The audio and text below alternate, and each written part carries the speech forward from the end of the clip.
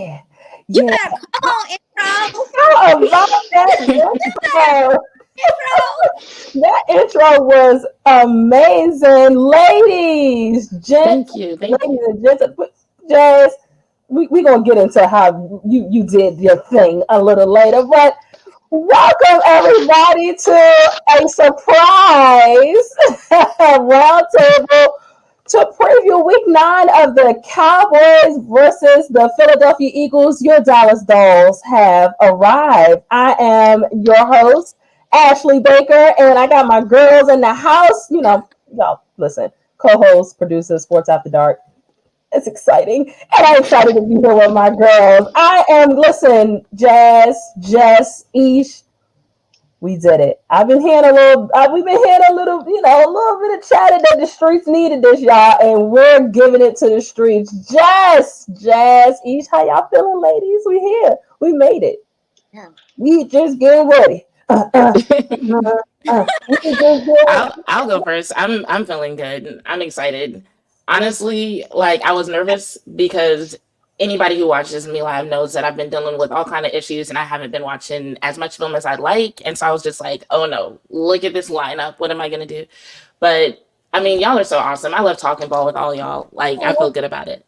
Jazz, you got to give yourself a little more credit. And while you're giving credit, I need you to go ahead and give a quick intro. Tell everybody what you do besides be dope and fabulous when talking about these Cowboys. Sis, come on now. She's a model. What do I do besides that? Honestly, not much. So if you're watching this on a platform that's not mine, I am currently the interim solo host of Bitches Love Sports, which you can find on YouTube and Twitter. So follow me and subscribe if you're watching. And yeah, I started the podcast from more of a fan perspective, fangirling, just like really liking certain players. And recently, I got into talking more about the X's and O's a little bit. Listen, I love Jazz. I think I met you in a Knicks space, Jazz. Yes, I think you are Knicks. That sounds right. Shout out to our guy Knicks. That's your guy Knicks. Shout out to our guy Knicks. Yes. Jazz, I immediately I was like, oh, she's my cup of tea right there. She's my cup of tea. And listen, these two women in the middle here. Y'all in the middle on everybody's screen, right? Miss Iisha Morrison, Miss Jess Nevarez. Did I pronounce that right? Nailed it. Put some respect on my name.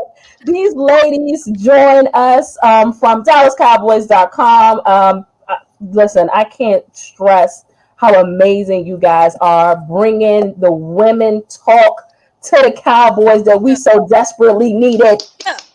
Ish, Jess, what's going on? Tell the people. I'm coming to you first, Jess. I want you to tell everybody, just introduce yourself and tell everybody a little bit about you. Well, hello, ladies. I'm so excited to be here. First of all, I've been looking forward to this all week because it's just so cool that we have this community and this space together that we've just really created. It's so beautiful and it's so cool to finally just work with you guys and actually get to do this. So thank you for the invite. I'm so glad to be here. I'm so freaking excited. And yeah, hi, I'm Jess Nevarez and I am the Cowboys beat reporter for Pro Football Network.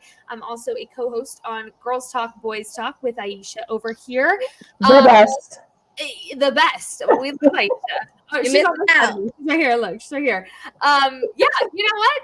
That's really the gist of it. It's just been a little crazy. I'm a full-time Swiftie, so sorry for the Swift drops in advance, but that's what I do. My favorite thing to do is to point at people with my pink sparkly nails and be like, I can talk football better than you, man. Hey now.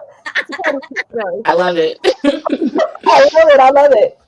Oh, well, I am Iisha Morrison. I am a co-host on DallasCowboys.com with Girls Talk, Boys Talk with Jess Nevarez. I was able to do the draft show this past year. Really enjoyed that, so I'll be a part of that. And otherwise, you can find me on Twitter at Iisha Morrison with 2 I's. I'm very personable, so you want to talk, you can talk as long as you're being nice, because we get busy over here if you're trying to be funny.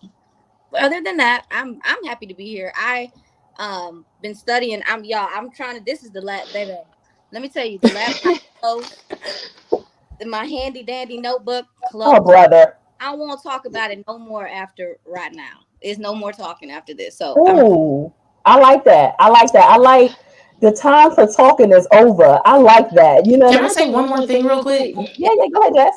I just want to like point out that like Girls Talk Boys Talk is like literally it, like y'all two are pioneers for real. Like no other team has a show that's hosted by all women, and it's like people don't think it's significant, but it's like if you listen to Girls Talk Boys Talk and you listen to other shows, it's different. And I'm not saying one is better than the other, but I'm just saying like women cover the sport differently. So it's like if you want a different perspective, if you want a different presentation of information, you can go there and get it.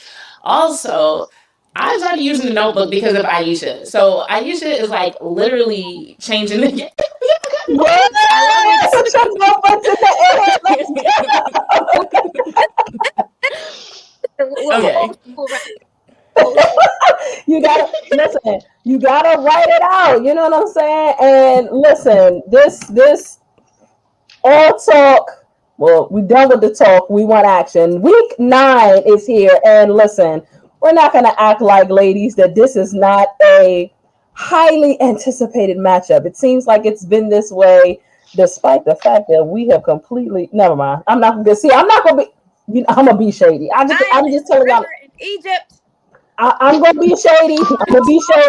But the shade is real though. Like the shade is factual shade. But this is needs it for the shade. I have it right over there. Yeah. Shady. I'm gonna definitely be shady. Week 9 against the Eagles. Pivotal matchup here. We done had some folks fall from grace the last 3 weeks. So the NFC is seemingly wide open again. This is a pretty big game, ladies. Let's just talk about our initial, just one word for your initial feeling of this game before we start getting into the X's and O's, before we start talking about matchups and the storyline surrounding this game. Give me one word that describes your initial feeling for this game. I'm starting with you, Jess. I'm going to go with execution. That's going to be execution, because what you see from the Dallas Cowboys for the last 2 weeks specifically is that they've played, and I'm talking before the bye even, is they've been on the fast track to becoming a well-rounded team that executes. And that's the difference between good teams and teams that are fallen from grace, if you will. It's the execution for me. So I'm going to go with execute for this game because it's a game of execution. Whoever executes the most in this game, they're going to come out with a win. Love that. I'm coming to you, Jazz. Give me one word that describes your feelings, or just one word in the realm of this game for you. I think it's going to be proof, because we've seen some amazing things from Dak Prescott in the offense the last 2 weeks. And there are people who want to doubt it because as soon as the Cowboys beat somebody, they become trash, right? It's like, oh, their defense wasn't all that great, like whatever. But a lot of people are really expecting the Eagles to win, like just because. Like they've crowned JalenHurts, they've crowned the Eagles, and they're just like, yeah, there's no way that the Dallas Cowboys are going to meet this challenge, despite what we saw the last couple of weeks. And I think either way is going to be proof. What I'm expecting them to prove is that the offense actually has developed, and that Dak Prescott is actually the savant at reading defenses and manipulating defenses that we think he is. And if it goes the other way, then it'll prove that some concepts that we believed in may not be as effective as we thought they were. But either way, it's going to be proof. And I think it's going to prove a lot of people wrong in terms of talking heads. And before I finish up, I just want to shout out real quick Law Nation Sports, Brother L, B-Boy, and some other people in chat. I'm sorry if I'm missing anybody, but shout out to y'all for showing up and supporting us. Thank you. Y'all are so dope for showing up and supporting us. Coles is in the building. Steven is in the building. There's so many folks. We really appreciate y'all for tapping in. Thanks for pointing that out, Jazz. Iisha, I'm coming to you. Give me a word. I'm going to piggyback off of Jazz's concept of, proof and things of that nature. I'm going to say adjustments, man. Hey, somebody's coming out this game having to take a look at what they're doing and make some adjustments. And for me, with Philly, number one, this bye that's coming up for them is important because they're trying to get healthy. But if the Cowboys are able to come out and get a win against them, this is what the bye is for. You're going to have to make some adjustments. If the Cowboys struggle against Philly, who we look at as a pivotal matchup, then maybe there's some adjustments they still have to make. But I also believe there's going to be some adjustments in this game that could change the game. It also, to me, is not just about the players. We're going to see these coaches have to get into their bag and make some big time decisions in this game that I think can make or break the game. So who adjusts as well? Who just yes. Is my gotcha. Mm-hmm. I'm going to tell y'all my word right now, and it's going to get loud in here. Here we go. My word. Lordy. Energy. Yes. Energy. Yeah, here we go. I need energy from the start to the end. I'm talking about walking out the tunnels with the energy that I've been hearing in pressers, with the energy that I've been feeling for the last 2 weeks. Yeah. We have an opportunity this week to do what we did not execute or prove against the other worthy contender. I'm not going to say their names. I'm just going to say the team that lost the last 3 straight. Hey, teams on losing streaks, we don't mention their names. Yeah. The team that lost the last 3 straight. Yeah. I told you, Jess, this is going to get shady. It's going to get shady. I told you. Before we can I'm here for it. We'll come back. We need energy. I need energies offensively. I need energy defensively. I need energy from the special teams. I need energy from the coaching. I need energy from fans. I need energy on social. I need energy. So everybody got a part to play in this. We're going into a very, very hostile environment in Philadelphia. Yes. The energy has to be there. We ain't scared. We ain't never scared. I need to see that same energy. So that is my word. So we got execute, we got proof, we got adjustment, and we got energy. And we are going to start with talking about how they're going to bring energy, adjustments, proof that they belong, and execution when it comes to our O-line versus their D-line, ladies. Let's get into it. We've all watched a little bit of film here on the Eagles. Not me that much, but don't tell nobody. So I'm going to go to the experts here that have really watched the film. Yeah, don't tell nobody that. Anybody can start here. I need your initial takeaway from the film that you've watched, specifically with the Philadelphia Eagles defense. I want to start there. Y'all want me to go first? I'm assuming so. Yes, that's fine. Let's go. Go first. We're like, Yeah, so off of initial glance, looking at the Philly defense, I've just seen them the last couple weeks. And because I really wanted to focus on them the last couple weeks and against Miami, just trying to see some of the things that they did because they played well against Miami. And so one of the things that they're really good at is they're fantastic against the run. They're number 1 in yards allowed. They're 29th in passing TDs allowed, and we'll get there later. But as far as their defensive line, it really starts with their interior. Jordan Davis, Jalen Carter, those young gentlemen are having a fantastic year to start, and they're able to get pressure there. So it makes it easier for the guys like Josh Sweat and Hassan Reddick. So yeah, they can stop the run efficiently, but I will say this last couple of weeks, I've been looking at how teams have been successful against them. And I mean, their teams have averaged over 5 yards a carry against them the last couple of weeks. I'm assuming that has something to do with Jordan Davis dealing with a hamstring. Saw that he was full in practice this week. That's going to be big. And also Jalen Carter is dealing with a back. He practiced this week. So that's why I said this team needs a bye, because this run defense has been stout, but the last couple of weeks, I think you are seeing that they need this bye. They do get a lot of pressure. Some of the things that they do really are, they have a 5-man front that they use. So basically they're going to be rushing their linebackers as well. And either sometimes they drop, sometimes they don't. They threw a few wrinkles in against Miami though, that really I was surprised by, because they don't run a lot of cover too, but they did, because I think that they were nervous about my speed. So they had a lot of guys flanking and helping out. So for me, it's how Dallas's line can deal with their interior pressure. So Tyler Biotish, Tyler Smith, and Zach Martin are going to have to come play to deal with their interior, because that's what really opens up things for them.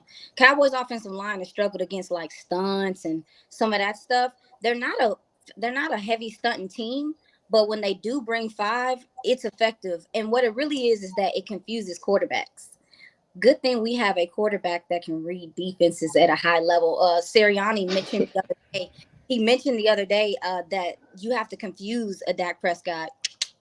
He's in year 8. Good luck. A lot more difficult to do now. It is. And so for me, with their linebackers, Nakobe Dean, I forgot the other gentleman's name, but they're playing decent ball. But Dak Prescott ain't scared of them in coverage, respectfully. And as rushers, I mean, they are semi-effective. They're more effective when they're rushing over the center, which we see Micah do as well. So they'll do some of that. So the communication is the big thing I'm worried about, y'all, about with this offensive line, because if they have to go to a silent count, if they're dealing with all the noise up in Philly, we already know, like, Tyron hasn't even practiced this week, really. So besides the walkthroughs that they did today. So communication and the interior of our offensive line is, to me, the big part of things. Terrence Steele's going to have to put on his big man draws, too. Big man draws from Terrence Steele. Let me be quiet. Those guys are big balls. And again, it's not that already. No, it's just the fact that he is coming back from the ACL. He's still trying to find strength in that leg. And I do think that Hassan Reddick he got a tool bag. He got a little tool bag. So I'm really looking at, but mostly though, their interior pressure is what gives me the most stress. So yeah, okay, sorry y'all. No, you're fine. That's You're not talking that long. You're good. Quit apologizing. Yeah, girl, stop apologizing. Do your thing. This our thing. We do what we want. This is what we do. Jess, let me ask you a question, because your word was execute, and Ish, you mentioned that interior defense, led by none other than Mr. Jalen Carter himself. What's your viewpoint, Jazz, on containing him? You know what I mean? And doing that executing that at a high level all 4 quarters. Yeah, I think for me, it's going to come down to, well, first of all, who is active on the offensive line? Because the big question is Tyron going to be available? For sure. Don't know. Is Chuma going to be available? We also don't know. Both of them were listed as questionable on today's projected status. So then that leads you, well, who's going to be at left tackle? None other than rookie Awesome Richards. And so that kind of changes, again, the cadence, that changes the continuity that you have within this offensive line once again. But the thing is that I've always said that here's the thing with this offensive line, and I had to understand this really last year for myself and ask about it, because when you're seeing all of these different combinations of this offensive line, you wonder, is there such thing of continuity within this versatility on the line? And there is, because here's the thing. We forget that there's such thing as veteran rest days for these Wednesday practices as well. And what happens on those rest days? Well, your veterans are sitting out. So a guy like Tyron's already sitting out, and other guys, maybe Chuma as well, but you already have that Awesome Richards that's going in and getting those reps. So it's not like he's not fresh in this game and building that continuity. However, Iisha pointed out to me the other day something that I think is worth noting, and that's the silent count that's going to go into play for this Cowboys offensive line and how important that's going to be. Now, when you're outside on the tackles, it can get a little iffy. So exactly, especially in a hostile place like Philly. I was going to say, they're going to be loud. At your tip-top silent count game, guys. I mean, communication is going to have to be key. But when you have a guy like Tyler Biadasz at center, he's somebody that I really just respect so much. I think he's so underappreciated for how much he communicates with Dak Prescott. You're going to need to be at the best you can be as this offensive line, not just to contain anybody, but so that way your quarterback continues to be protected. You don't want them touching your quarterback. You don't want Dak to be really touched in this game.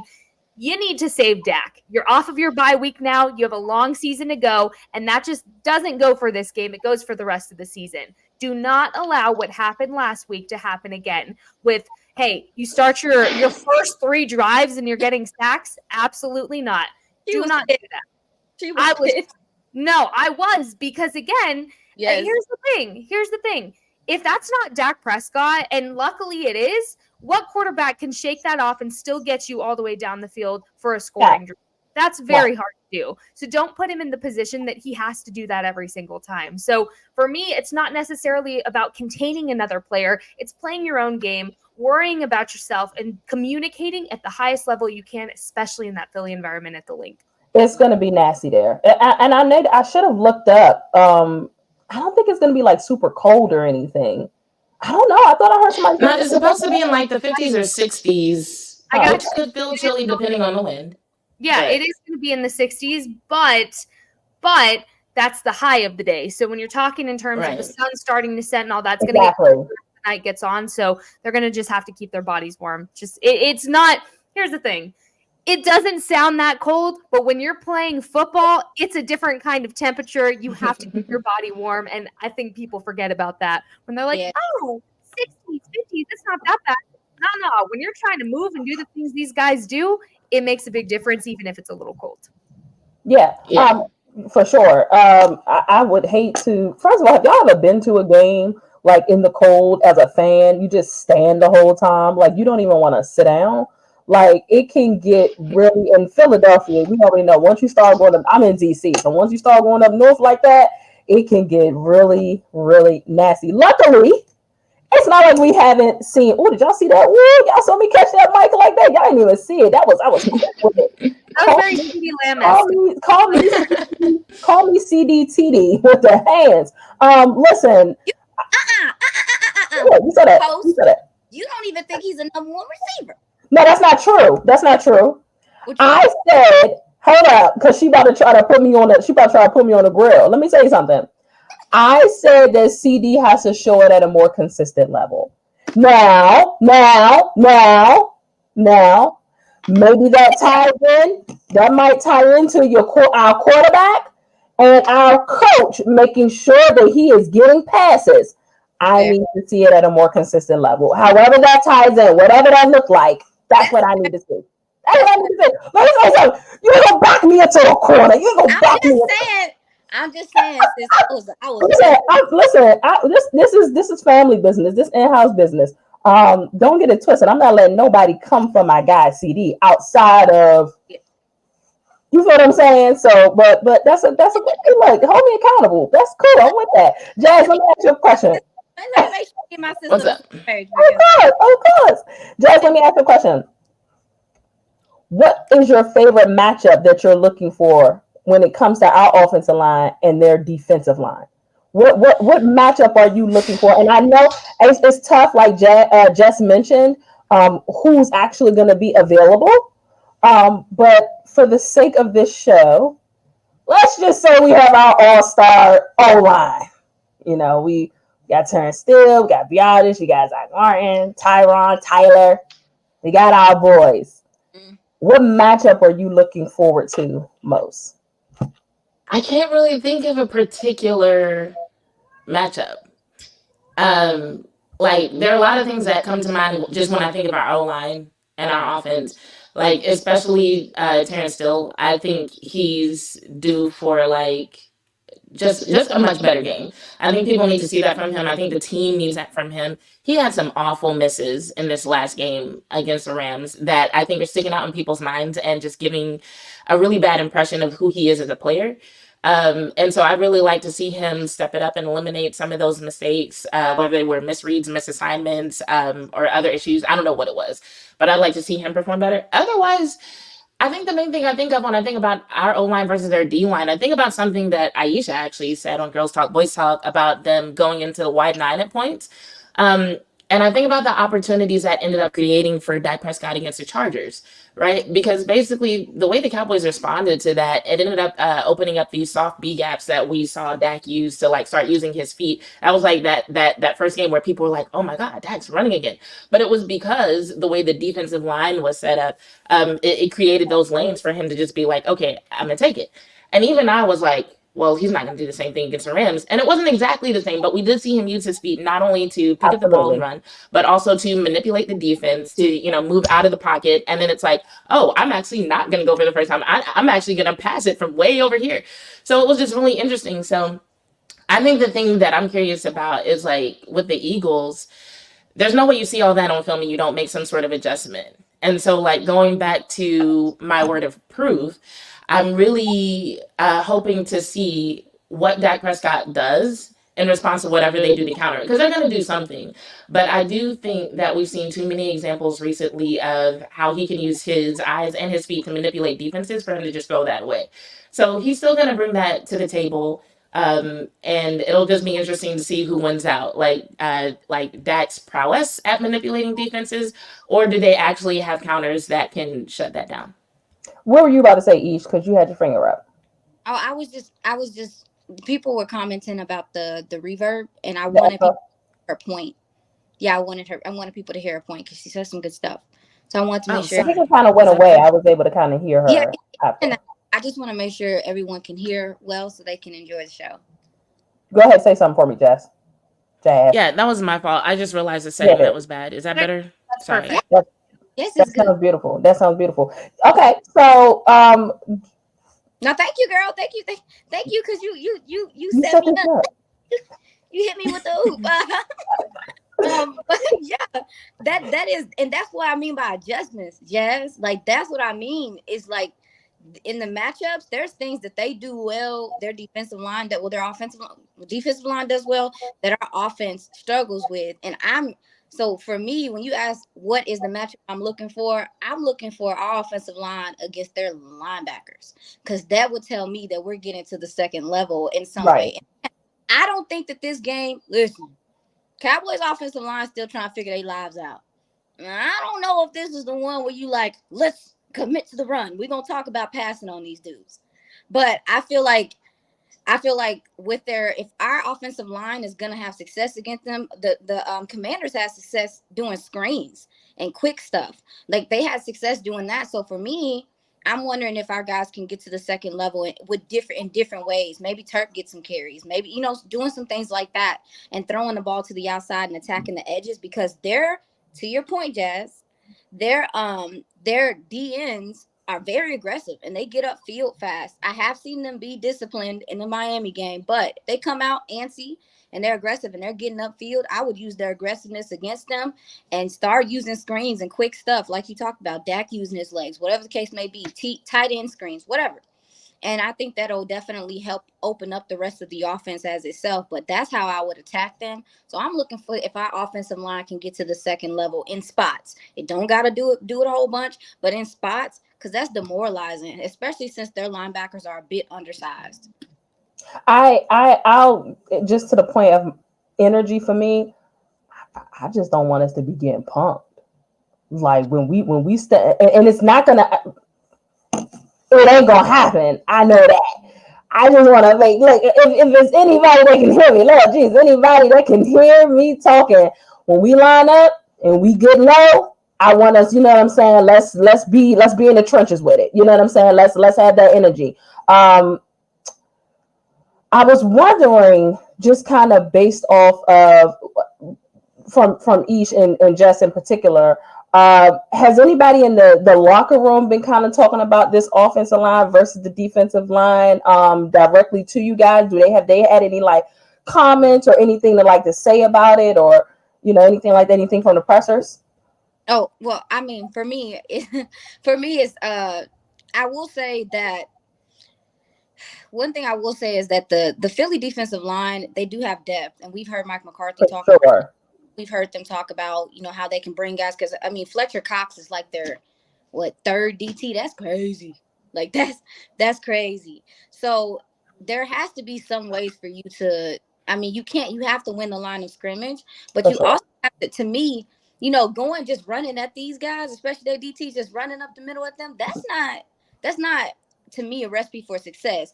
To have teams have some success, doing it, but using, bouncing to the outside and doing things on the outside and making these big guys chase is, to me, what is going to help set up things for you in the passing game and allow you to tire these gentlemen out as the game wears on. That's one thing that worried me from the Cowboys offensive line in the last couple of weeks. They haven't won the line of scrimmage. Jess, did you say that? What's up? Oh, go ahead, Iisha. I'm sorry. Go ahead. No, they haven't. They have not consistently won the line of scrimmage, and Dak Prescott being mobile. And also, too, a lot of what he's doing at the line of scrimmage is definitely helping assist this offensive line that's trying to figure things out and stuff, his mobility is really why this offense is continuing to tick. And this offensive line is doing just enough, as far as in run and, for running the ball, they're doing just enough for the run game to be efficient and for the play action to be efficient. However, I just, to your point, when you say like you want their energy, you don't want them getting punked, they have to establish the line of scrimmage. Like they absolutely have to. Again, it ain't got to be nothing. It doesn't have to be crazy. They got to. So you gonna lose some. You gonna lose some. They gonna win some. Vice versa.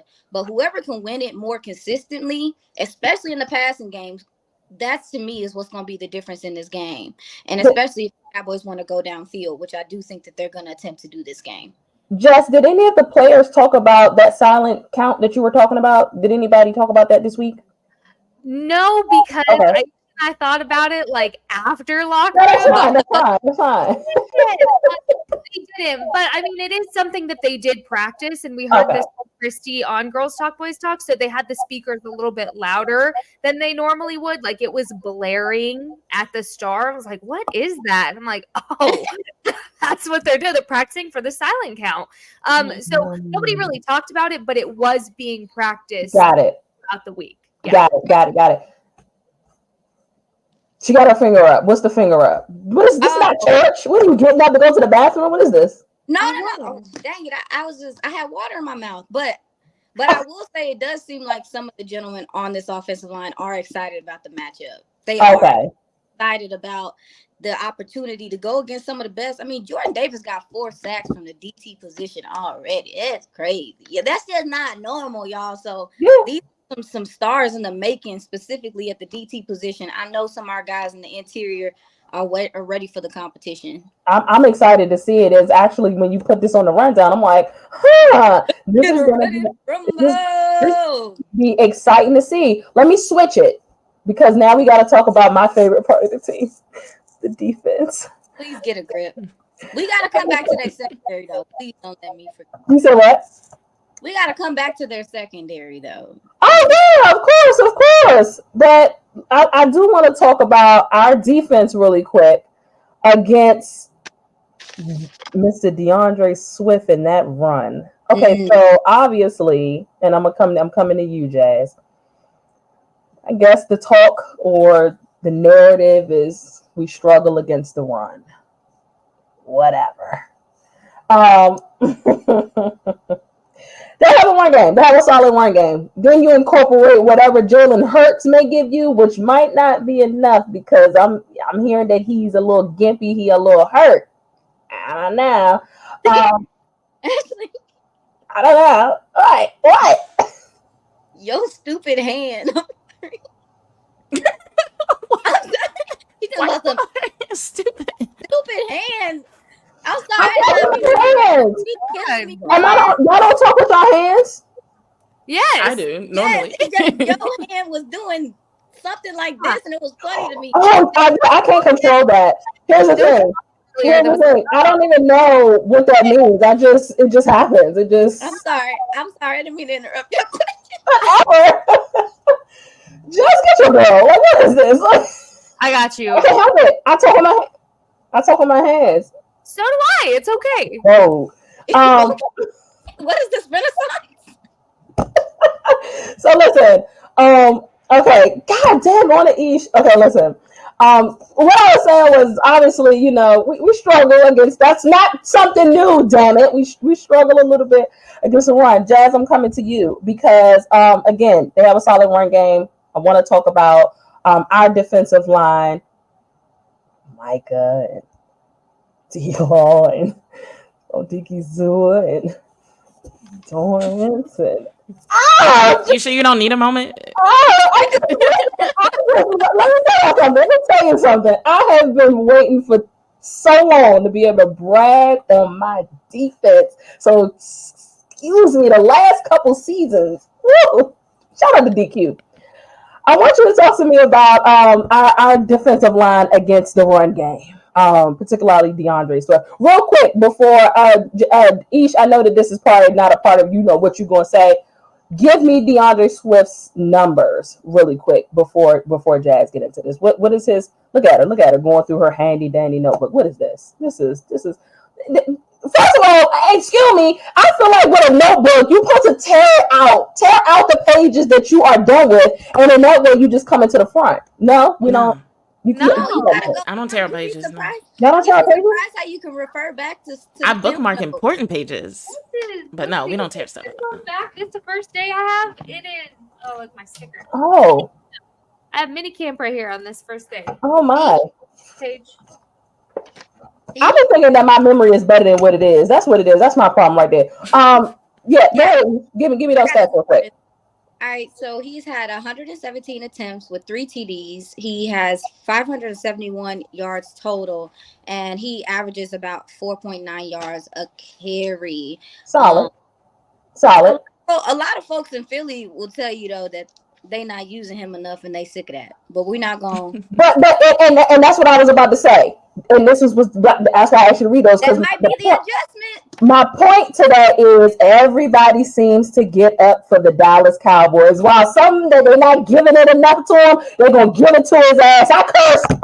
Somebody asked if we was cursing in the show. I cursed. They're gonna give it to his ass on Sunday. So talk to me, Jess. Talk to me about what you expect to see from DandreSwift and what you expect our defense to do to combat that. When it comes to expectations, it's tough because I do think this is one of the biggest challenges they'll have faced in a while, if not. I mean, Iisha could probably say whether it's the biggest challenge of the season, which I don't think it is. But I can understand why people are hesitant to put a lot of faith in our defense's ability to stop the run, especially in this situation, because everything I've heard makes it sound like they're a bigger challenge than the things that we've seen in the past several weeks, at least. But I guess for me, and I'm partially going here because, like I said, I haven't watched as much film as I wanted to. But one thing I will say is hearing the guys talk about focusing on playing their game and sticking to their assignment, sticking to their role does give me a lot of hope. It inspires confidence because I feel like the times that we have had a lot of trouble is when they weren't doing that, is when we saw guys playing hero ball, leaving wide ass lanes open and just doing things that, like, you know, when you're watching it, you know, it's not smart. And then even after the fact, listening to them talk about what happened during those games, they knew it wasn't smart, but it happened anyway, for whatever reason. So hearing them go into this game talking about how they're focused on sticking to their assignments does give me a lot of faith in the idea that they'll be able to handle it. Not saying that they'll like completely shut it down, right? I'm not going to pretend like DandreSwift isn't good. I'm not going to pretend like the Philadelphia Eagles don't have a solid run game. For sure. But I do think that they'll be more effective than a lot of people expect them to be. And then as far as JalenHurts, why can I not talk? Jalen, not Jalen. As far as JalenHurts goes, we've seen him the past couple of weeks not run in a lot of the ways that he ran last season. He's not doing a lot in terms of getting as much yardage as possible. We've seen him get like literally just as much as he needs, and then he slides. I'm not sure if everybody is up to speed on this, but what I've been reading about what he's dealing with is that he's been dealing with a knee bruise for a few weeks. And that's, if it's something that lasts a few weeks, it's a pretty major injury. And then on top of that, he took a helmet to the knee, and we actually don't know what the aftermath was of that because the story about the knee bruise came before he got hit in the knee with a helmet. And so we don't know what that could have caused. And that's not to say anything about the Eagles. I was telling someone else this, like when it comes to reporting injuries, sometimes stuff is just based on the anecdotal evidence from the players. So they go to JalenHurts and they're just like, yeah, describe your pain on a scale of 1 to 10. And he's like, oh, it's a 2. Okay, can you play on it? Yeah, I'm fine. A little bit discomfort, but I'm okay. But he actually has like a torn ligament or something. Like we might never know, you know, but you know, fact of the matter is we've seen him limping. We've seen him in a knee brace. We've seen him take impact to that knee, and we've seen him, the way he runs change after that. So yeah, we can pretty much surmise that he's not the same player, in terms of how he runs. So that won't be as much of a threat. I'll say this. I think, just to piggyback off that, and look, Ish, she foaming at, look, Ish can't wait to jump in. Look at her. She just can't. Look at her, Jess. She just ready. No, leave me alone. I love her. I'm in the middle of you guys. Like, that's my question. I'm like right here. I love Ish is so funny. I was gonna say, I think my concern is just to kind of, because I kind of integrated like Swift and Jalen in the same thing. I think that my concern is actually not as much for DandreSwift as it is for JalenHurts. I mean, like you said, Jazz, I mean, he very well could not be as banged up as we think he is. And it's those short yardage situations that I need to see my defense be very aware of. Where we're probably spying Jalen Hurts. In those situations, your 3rd and 2s. Oh God, if they decide not to do the tushy pushy or whatever, your 4th and 1s or whatever the case may be. Yeah, I said it, Ish, tushy pushy, the tushy pushy. I think That's what would concern me though. Like, you know what I'm saying? Like, it's that stuff. The short down situations where, oh God, or even like maybe a long down situation, God forbid, we're on like a 3rd and 6 and nobody's spying, nobody's paying attention, and he picks up 8 yards to keep the chains moving. That's the kind of stuff that I want to make sure that my defense is containing. So yeah, go ahead, Jeff. I think injury or not, short yardage situations are something that we should be very wary of. For sure. Because like 1 or 2 yards, it's nothing for him to get that, even if he is dealing with pain and discomfort. You know, it's those longer situations where he doesn't seem to be as comfortable, and he seems really anxious to like hurry up and get it over with and slide. So I think one of the best things that they can do as far as like stopping him from, running all over the place is just to, force him to have to make decisions. Don't give him any easy runs, which is, of course, easier said than done. All I'm really saying is that the more that he has to plant and try to change direction and shift, the harder it's going to be for him to get some of those longer runs. But the short ones, yeah, either way, they should be careful. I agree. I'm gonna change up the question a little bit for Iisha and Jess here. It's the same thing, but who are you more concerned with as far as their run game is concerned? Is it Jalen or is it Swift? I think what you're going to see is a true battle test of the run defense without Leighton Vander Esch now. Because I think up until this point, you haven't had a true test to see how this run defense can be tested without your core commander, your communicator, your green dot on the field. Yes, Jalen been holding down the fort, but you really haven't seen a true battle test. And whether it's DandreSwift or JalenHurts, they're both going to battle test your linebacker group, and a young linebacker group that they're going to see as the weaker man and that they're going to try to bully and pick on. And so Marquise Bell, Damone Clark, they have to have their best game. And that goes with, it sounds so silly, but the fundamentals of football, completing your tackles, not allowing the yards after tackle, that's going to be so huge because this is a game of yardage. And we were just talking about short yardage. It goes with that as well. And so that linebacker group inside the box, that's going to be the most battle tested for me. It's not necessarily anything up front. Yes, the trenches, it's going to be a battle in the trenches regardless. But if they're able to get past that, which you kind of expect them to because they are so elite with the run, whether it be JalenHurts or DandreSwift, either one, your linebacker group is really the ones that need to step up in this case. And so that's what I'm looking at in this entire thing is your linebacker group, your youth, it's next man up mentality. How are they going to continue to prove themselves? Marquise Bell obviously has this versatility that everybody's been talking about. Here is your proof. The proof is in the pudding. This is where it's at. Damone Clark, time to step up even more. They take the next step in this game. And I think those second-year jumps that you talk about, they're battle-tested in a game like this. Ish, Swift or Hurts? And how do your word adjustment, how with us missing LVE, as Jess just mentioned, the youth of the linebackers, how again, a solid run game here, and maybe a little bit more than solid when you add in the factor of JalenHurts being able to, pick up yardage where it's necessary, like Jazz mentioned, even if hurt. How do we adjust? What do we do here, and who are you more concerned with? Well, I wanted to go back to the original question because we're talking about the run game in general. Yes.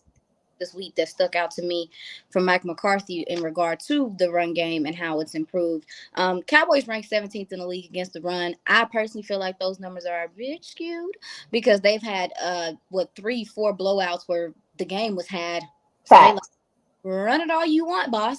So I would say that they're probably more in like a 12th, 10 to 12 range, which is not bad against the run. They've actually been so much better against the run, minus, the hiccups. Because even in the 49ers game, they were pretty good against the run, besides when the game was out of hand. It was really the Cardinals game, and Jazz already mentioned that it was a lot going on. So I wanted to say that to that point, when you're talking about their run game and the things they like to do, this Philly offensive line is good, man. Yeah. It just is.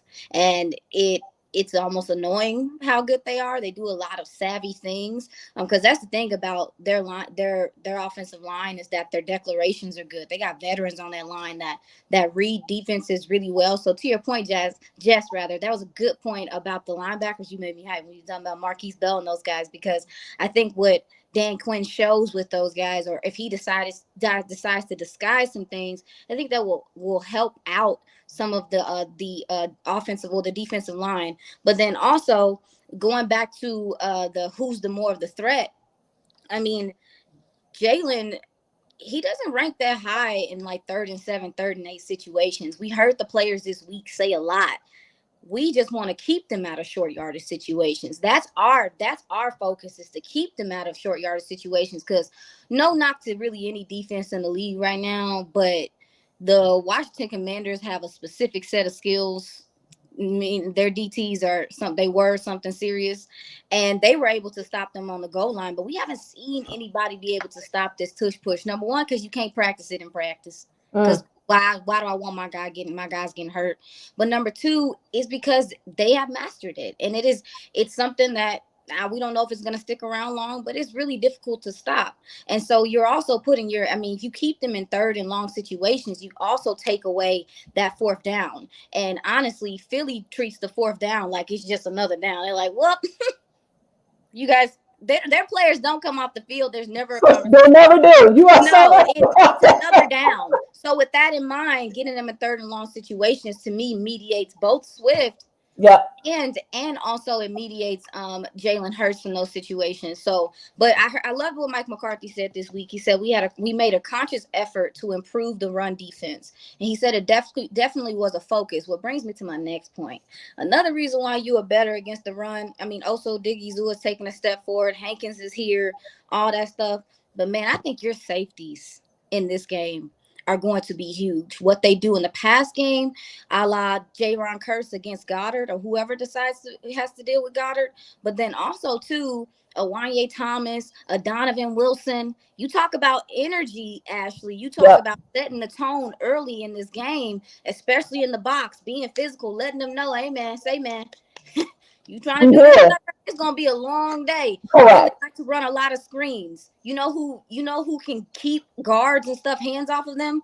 Our safeties. If they're reactive and they're sudden and they're decisive, I think a Donovan and a Wanye Thomas, if they're involved in the run game, Dan Quinn used to use robbers a lot when he was in Seattle. And that's something that he does sometimes here. And Robert's just kind of an extra guy. He's a trash guy.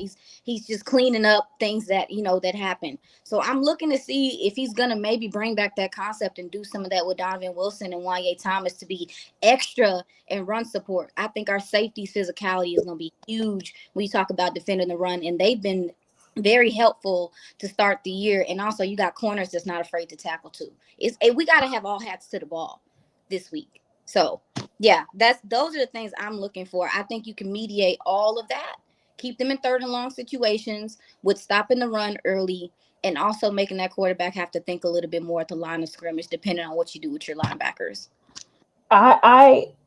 Energy, like you said, energy, man.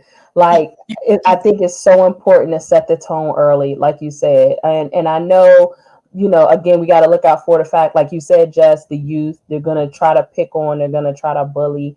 And I am so confident in those guys, and Wanye, and you know what I mean, and Marquise Bell, who I think, shout out to Law. I was on Law's show last night, and I mean, PFF has his ranking at like a 90. Like, Marquise, he been balling. He has been incredible. So I want to kind of talk about some of our favorite matchups with these. Our wide receivers. Let's talk about the wide. Let's talk about what we can do. Okay, what we gonna do offensively. What we gonna do against their DBs. Our wide receivers. For those that don't know, CeeDee Lamb. You know, our number one wide receiver. Yeah. CeeDee Lamb. CeeDee Lamb. You got MG13 and Michael Gallup. You got Brandon Cooks. I think that we're probably going to see a nice little game from Tolbert here. Oh, what I think. I wasn't expecting you to say Tolbert. I thought you was going to say Ferg. Fergie. I mean, Fergie's tight end. I mean, that's cool. We can throw him in that. I wasn't expecting you to say Tolbert. I just expect him to have a little more looks or just be featured a bit more. I want to switch it up. I wouldn't be mad at that. I think going back to what we said earlier about CeeDee Lamb and whether or not he's wide receiver one, a lot of people's perception of that depends on, does he get the targets? Are plays drawn up to feature him? You know, and I think that's part of it with Tolbert. Like, I think based on everything that we know about Jalen Tolbert, like, does he maybe deserve more looks? Yeah, absolutely. I think if you polled a good portion of the Cowboys fan base, they would agree. But it just doesn't seem to be trending that way for some reason. I know. And look, I don't blame you for one. I want to jump in on this. Yeah, I want to jump in on this because I don't necessarily think it's a Jalen Tolbert specific issue or a Jake Ferguson specific issue or whatever. I think what you're seeing is that Mike McCarthy hasn't had to open up his playbook to the full extent yet. So yes, there's packages there because trust me, saw them at camp, saw them at mini camp, saw them at OTAs. They're there. They exist. We've seen them with our own eyes. The thing is, McCarthy hasn't had to show his hand yet. I mean, really, the only game you can make the argument that he should have was against San Francisco. Sure. For sure. Yeah, right. Do start to see those kind of special packages because you can even take that to the running back room when you have a Hunter Lipke who has been pretty much radio silent since preseason. You have a Deuce Vaughn, and again, you don't know if he's going to give me more Hunter Lipke. I need more, and you know what, Jess? I'm going to take your word for it. We ain't shown our whole hand yet, damn it! But I love Hunter. I promise you, these kind of special packages do exist, even for guys like who has worked and gnawed to the bit to make sure that he gets more offensive reps. They exist. It's just you haven't had to show it off yet in the passing game specifically. This is the game you do it. You're not going to rely on the run in this game. You can even see a little bit more of TP getting involved in the receiving game here. I would love that.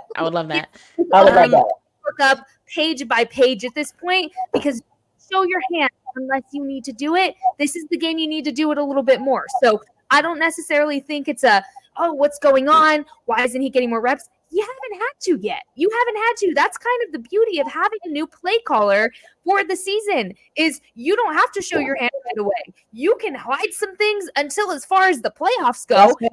That's fair.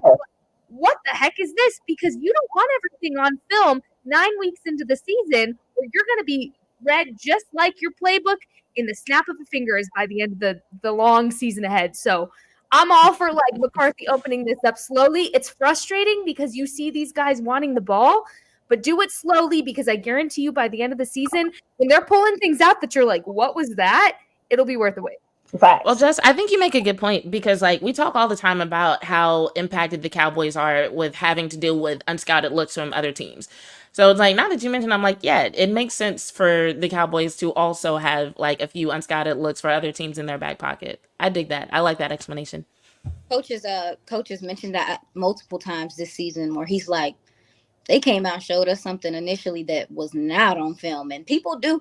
I did it, so I didn't. I'm not saying I didn't believe it. But now I really do believe that when people know the Cowboys on they know how many people are going to be watching. So they literally do pull out things that we have never seen all season. They like, baby, my cousin in the stands. I'm about to do my thing. But you mentioned that Mike McCarthy has also mentioned the fact that the nature of these wins this season and just kind of how some of these games have transpired where you've gotten fantastic, and I'll get to that, you've gotten fantastic performances from your all three phases in these blowouts. at the snap of a finger, like you say, Jess, like it was. This team has a bit of a kill switch. I'm not sure if I want to see if they can continue to do it, but when they see an opening, like last week, what happened? That's nuts, y'all. Like, but that's happened multiple times in games. So to your point, Jess, he was talking about the fact that these games, I mean, your starter sitting in the fourth quarter 3 times in a season is crazy. It's crazy. It's not normal. So I really do think, to your point, he is in a place to where he's like, we don't have to show everything right away. Yeah. That's a great point. That's a great point, man. And he's also said multiple times now here in the last couple of weeks, your younger guys statistically are going to be the ones taking more of the reps later in the season. So your younger guys, specifically Kevontae Turpin, Jalen Tolbert, you're going to see them more as the season progresses, especially just the length that they have post-bye week. It's going to be a longer amount of time since they had the bye last year. The bye came a little early. Just give it some time is all I'm saying. Just give it some time.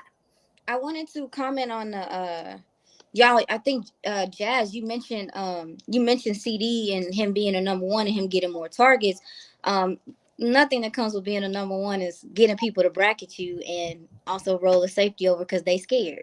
And and baby, let me tell you something. If Byron or Blankenship not sliding their ass over there to help out Bradbury or Slade, they tripping.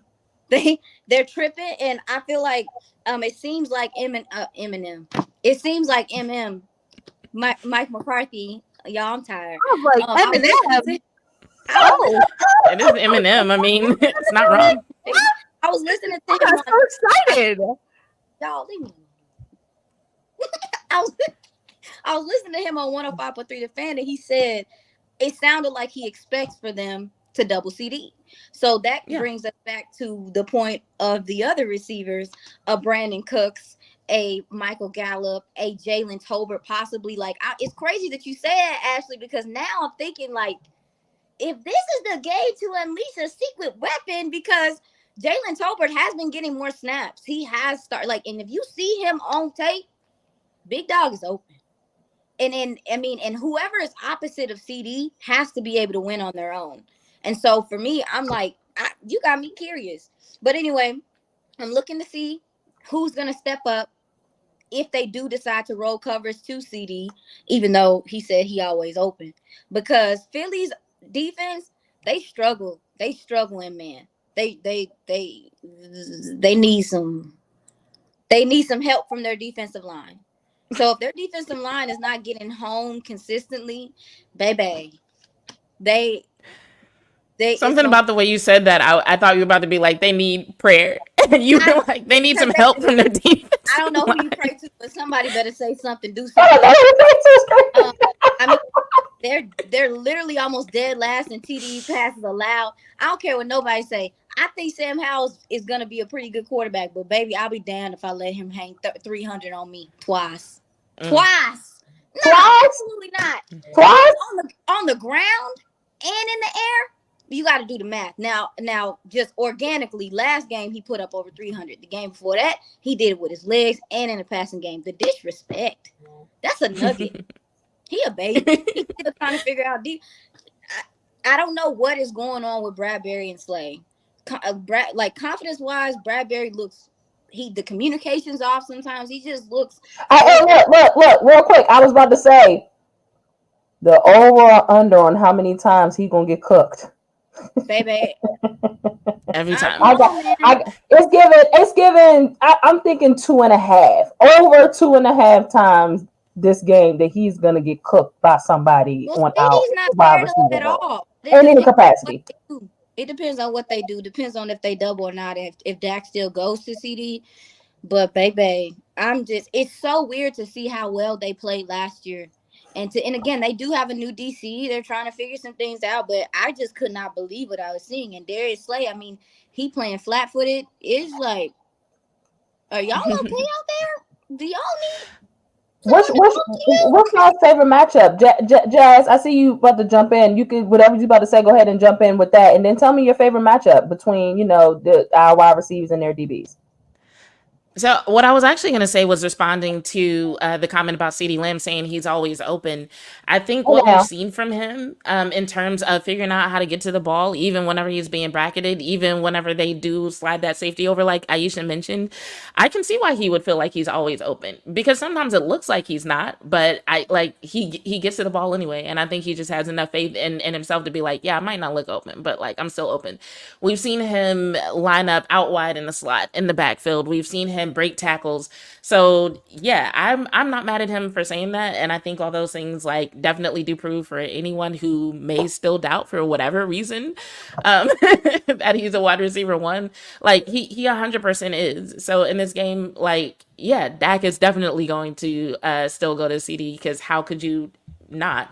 I do think we'll see some involvement from some other people though, but yeah, like CeeDee's still gonna get his catches. As far as matchups, yeah, same thing. I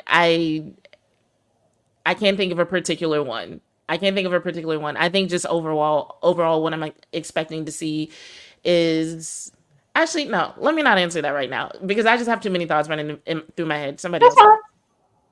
Yeah, no, I got you. And my matchup isn't necessarily something I'm expecting to be incredible and amazing. I'm not expecting Tony Pollard to have this 100-yard game, but I do want to see how they try to establish the run against this kind of defensive line, rather. Really, that Philadelphia can give you. So if you're able to establish any kind of run in this game, that's a good indication that it's there and it's going to get worked into a little bit more. What I would like to see though, and you know, I don't really think this is the game for it, like I said, is eventually you get a more of a 1-2 punch, counter punch back from your running game overall. Again, this isn't the game you start that, because I don't necessarily think you're running the ball a lot in this game. But I do want to see kind of where this run game stands against a really tough D-line that is going to make it difficult for you. I want to see how far they can get in this game. And again, it's not really a matchup. It's just more something of a measuring stick to see where exactly your run game is. Because again, it's been kind of non-existent. Is the run game in the room with us? I don't think it has been really the last 9 weeks. So if you can, the giggle, if you can get something established with something like the Eagles here, it should be a good indication that your run game can be established for the rest of the season. It's just, yeah, that's what I want to see. I kind of want to see how much they're willing to push that run game and be like, oh, you think we can't do it? Okay. I mean, that would also say something about McCarthy as far as, you know, people are calling him conservative with the play calling and all that. Do something a little unexpected. Push on the run a little bit more than people are expecting you to.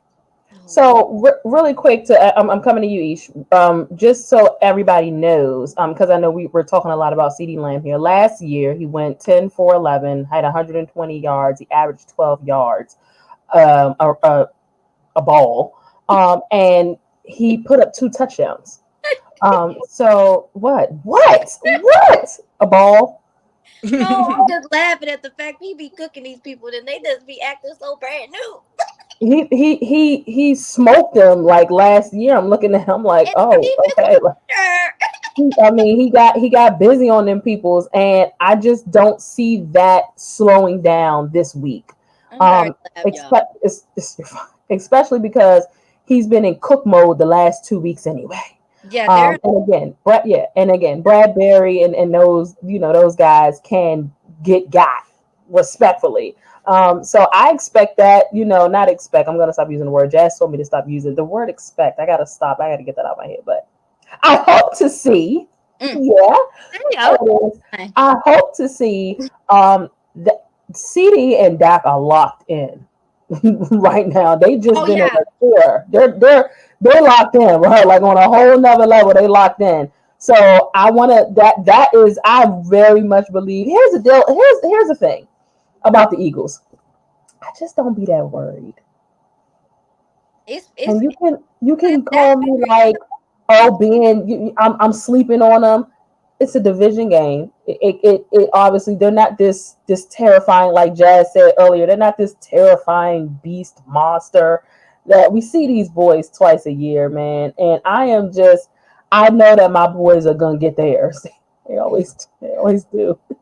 Oh, here's the thing about CD too. So we'll see. She's coming off of a career high game, 158 yards and 12 receptions. That's the most he's ever had. He's been cooking, Jess. He's been cooking.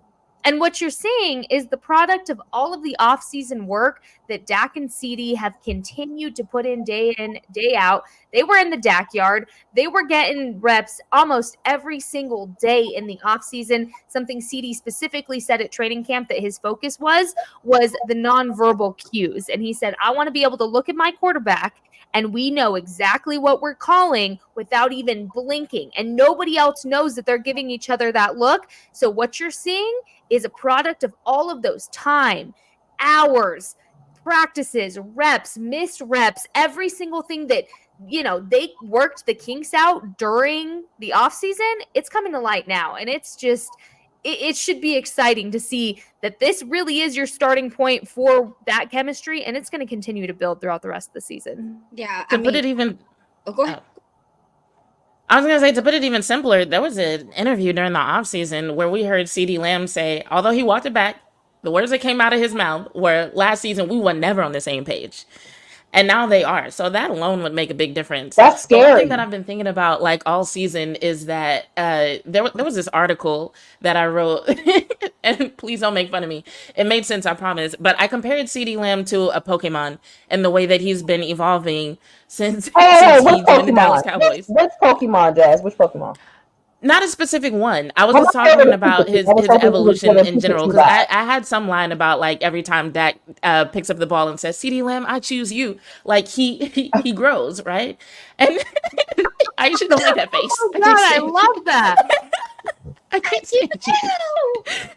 Yeah, that's why I'm like, I'm hoping it was Pikachu. The more that happens, the more we see CeeDee grow as a receiver. And we saw him pull off some phenomenal things, some phenomenal games last season, even though by his own admission, they were never on the same page. And now we're starting to see them get on the same page. We're starting to see them have some of that, not literally telepathic, but it kind of feels that way, where they can, look at the defense. They're both actually seeing the same thing. And so they both know what to do. And so I expect him to have even better numbers this game. And I feel like the only way that he wouldn't is if it's just because they're getting other people involved. It's because they're seeing that they actually, can use the run game. And they're like, oh, well, let's lean into that since it's working. Or maybe other people are getting themselves open and they decide to, target some other players. But as far as CeeDee himself, I feel like he's going to have a phenomenal day. And just one comment about the Eagles defense, not that I've seen that here, but just in other chats, I've seen people be like, a DC shouldn't make that big of a difference. But one thing that I think of is just some of the players that I knew in college. And yes, it is a different level, but the age difference isn't that much different. But I just remember talking to a group of players about one of the things that they were struggling with during the game. And I won't go into everything they said, but it could be boiled down to the idea that they were trying to do things the right way instead of doing basically what felt right based on instinct. So they were trying to execute in the way the coaches told them to. And so even though there were some things from the previous season that could apply, they weren't applying it because they're like, well, we want to be right. We want to execute well. We want to do what, this guy who's in charge of us now told us to do. So yeah, that is something that does affect players sometimes, regardless of skills and abilities. So, what was you about to say? What you about to say, Ish?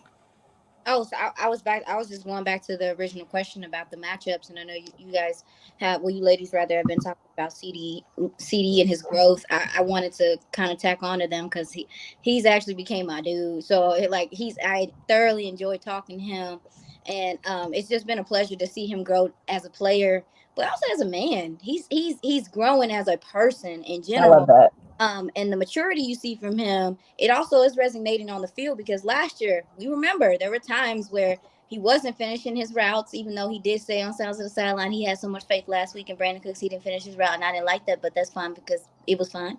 But he wasn't always finishing his routes. He was throwing up his hands. He was things of that nature, and I really, truly believe that a couple of weeks ago where CeeDee Lamb was on the sideline and there was a whole bunch of hoopla about it, the way that he handled the media side of things, the way that he came out and talked with so much maturity and integrity and just maturation as a person, as a player, I feel like that was a pivotal moment for this team. And also too for this offense, for them to be on the same page, for him to come out and take responsibility, and to not, make it about him in that moment. I was just very impressed by that, and I was happy about it because tension between your number one and your quarterback, baby, never for ends. sure. It never That's real. And with this team and what they put together, I knew that if he and Dak could, get over that and figure out things in that way, they figure things in that way, I knew that it was going to be good for this team. So I was just so happy that they was able to do that. So I wanted to throw that out there. But to y'all's point, one thing I noticed about Philly, I think at this point, because of the things that Brandon Cooks has done, the last couple of weeks, you can consider this offense explosive. I mean, I think you had 20. It's starting. I mean, again, it's a copycat league. So for me, if I'm considering this team explosive, which that's what Philly, it looks like that's how Philly considered Miami. They disguised a lot and they played cover 2. Baby, listen to me.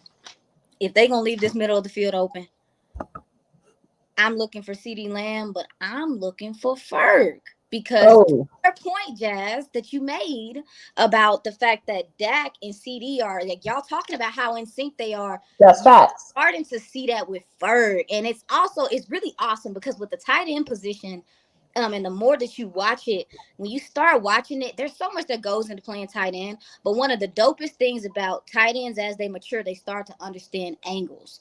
Because people are always like, how can Ferg, how does he have so much yak ability? It's because he shifts his hips. It's because he has a good feel and he's very strong. And the Philly linebackers are undersized. And honestly, too, their safety, Blankenship, he will take back angles. He will get caught peeking in the backfield. He's aggressive. He has cookability as well. Yes, he's aggressive. Has cookability as well, by the way. Yeah, he's aggressive. And he makes some mistakes. He can shift. He'll shift coverage. He'll do some of that hero ball stuff that you ladies were talking about. And I think Ferg can really do a lot to the middle of this defense, but also be physical in the run game or even in the blocking game or however they do it. However, if he's chipping, I don't care what he's doing. I think his body is going to be needed in this game when I talk about, because he's physical. One thing about Ferg he don't get enough credit for is that he really do got that dog in him. When I seen him at training camp going back and forth with Micah, look at some of that training camp footage. He's standing Micah up. And that's not normal. No, not to Micah. I know you be on Twitter. But I'm just saying, I think Ferg and that connection is just as important as what you've been talking about with CeeDee Lamb and how Dak and him are starting to get. Because some of those balls that he threw to Ferg weren't perfect last week. They were low. Some of them were high. But when your quarterback and your tight end on the same page, and even that seam route, that takes the tight end reading right, and it takes the QB reading right. And to know that those two guys are on the same page, adding a tight end to this offense, boy, I'm ready. I'm ready for someone to respect my tight ends so they can get off wide receivers. Just to piggyback off of what you're saying, Ish, that is something that obviously the offense, you just opened up such a different just dimension of things, man, when your tight end group is tapped in. I mean, and like you said, I've seen it. I mean, obviously you and Jess had to kind of just remind the people. I'm people. They had to remind the people that he definitely has been stepping up the last couple of weeks. And again, when your tight end group is involved, you know what I'm saying, your wide receivers are cooking. Not only has Dak been on the same page with CeeDee Lamb and Ferguson, but he's also getting in sync with Brandon Cooks. And that's very, very, very, very scary. He has 2 touchdowns in the last 2 games. So, again, my guys with Sports After Dark, shout out to Sports After Dark. My guys talk about peaking at a good time and not peaking super early. And I think that is kind of what we're saying. I'm talking about like it's a slow peak. Like that thing gonna hit the lid when you really need it to. But this peak, when everybody is starting to kind of finally get it together, and there are so many people like, oh, by the 4th or 5th week of the season you should already have it together. Yeah, tell the 49ers that after 3 games today. Tell the 49ers that after no, this is a 17 game season, you know what I'm saying? And so the slow peak is happening. like y'all mentioned, I'm just starting to see so many things kind of fall. And once, boy, if these tight ends keep rolling and these wide receivers keep rolling and my quarterback keep using them legs, and my God, that run game gets the moving like we really wanted to, it's gonna get nasty. It's gonna get nasty. Throw out there too. You're working with your starters that didn't have any snaps in the preseason, so that takes time. Correct. Yes. Correct.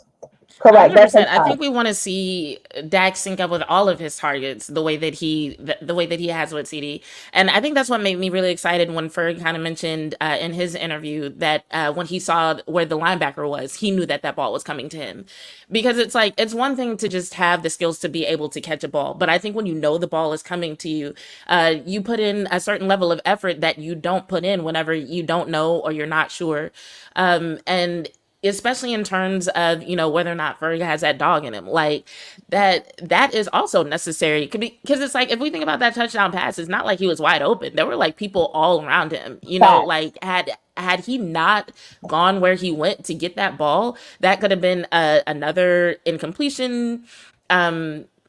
I can't remember enough to say if it would have been an interception, but like it wouldn't have been the score that it was.